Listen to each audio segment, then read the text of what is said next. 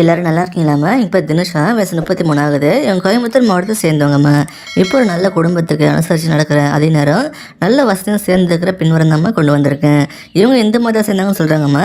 ஜாதியும் பையனா தேவரம் சொல்கிறாங்க, ராசியும் பையனா சிம்மம் சொல்கிறாங்க, நட்சத்திரம் பையனா மகான்னு சொல்கிறாங்க. இப்போ இவங்க 2ஆம் திருமணம் தான் வரணும் பார்த்துட்டு வராங்களாம்மா. இவங்க டிகிரி படிச்சதாக சொல்லியிருக்காங்க. படித்து முடிச்சுட்டு இப்போ பிரபலமான ப்ரைவேட் கம்பெனியில் ஹெச்ஆர் மேனேஜராக வேலை பார்க்குறாங்களாம்மா. இப்போ எங்கள் ஒர்க் ஃப்ரம் ஹோமில் இருக்கிறத சொல்லியிருக்காங்க. கம்பெனி வந்து ஃபாரின் கம்பெனி அப்படின்றதால ஒரு நல்ல இன்கம் ஸ்லாப் வந்துட்டுருக்குன்னு சொல்லியிருக்காங்க. லைஃப் நல்லா கம்ஃபர்டபுளாக இருக்குன்னு சொல்கிறாங்கம்மா. இவங்க நல்ல ஃபெசிலிட்டியான ஃபேமிலி தான். இவங்களுக்கு இந்த வசதி பார்த்தீங்கன்னா இவங்க சம்பாரிச்சு தான் எல்லாமே வந்ததுன்னு சொல்கிறாங்க. அப்புறம் அவங்க ஹஸ்பண்ட் மூலமாக வந்ததுன்னு சொல்லியிருக்காங்கம்மா. இவங்க அப்பா பார்த்தீங்கன்னா ஒரு ப்ரைவேட் ஃபைனான்சியல் செக்டரில் கோல்டு லோன் கொடுக்குற செக்ஷனில் வேலை பார்க்குறாங்கன்னா மந்த்லி ஒரு நார்மல் வருமானம் தான் வந்துருக்குன்னு சொல்லியிருக்காங்க. இவங்க அம்மா பார்த்தீங்கன்னா அவசேஃபாக இருக்காங்கன்னா இவங்களை கூட பிறந்தவங்க பார்த்தீங்கன்னா ஒரு அக்கா மட்டும் இதை சொல்லியிருக்காங்கம்மா. அவங்களுக்கும் மேரேஜ் ஆகி செட்டில் ஆகிட்டாங்களா. இவங்களுக்கு ஒரு பொண்ணுங்க தான் சொல்லியிருக்காங்க. இவங்க முதல் திருமணம் அரேஞ்ச் பண்ணி தான் நடந்ததுன்னு சொல்கிறாங்கம்மா. இவங்க ஒர்க் பண்ணுற ஆஃபீஸில் பிஸ்னஸாக கைண்டாக வந்த ஒருத்தர் தான் இவங்களுக்கு பிடிச்சி போய் லவ் பண்ணி கல்யாணம் பண்ணிக்கிட்டாங்கன்னா. அப்புறம் எங்கள் ஹஸ்பண்டு காரில் ட்ரைவ் பண்ணி ட்ராவல் பண்ணும்போது ஆக்சிடென்ட் ஆகி தவறிட்டு சொல்கிறாங்கம்மா.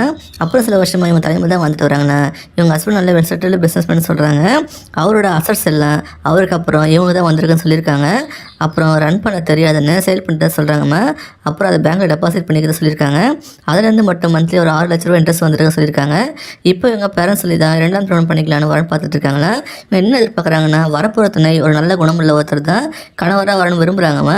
இந்த கெட்ட பழக்கம் இல்லாமல் இருக்குன்னு சொல்கிறாங்க. இவங்க பேரண்ட்ஸும் சப்போர்ட் பண்ணணும்னு எதிர்பார்க்குறாங்கம்மா. நீங்கள் வேலைக்கு போனாலும் பரவாயில்லன்னு சொல்கிறாங்க.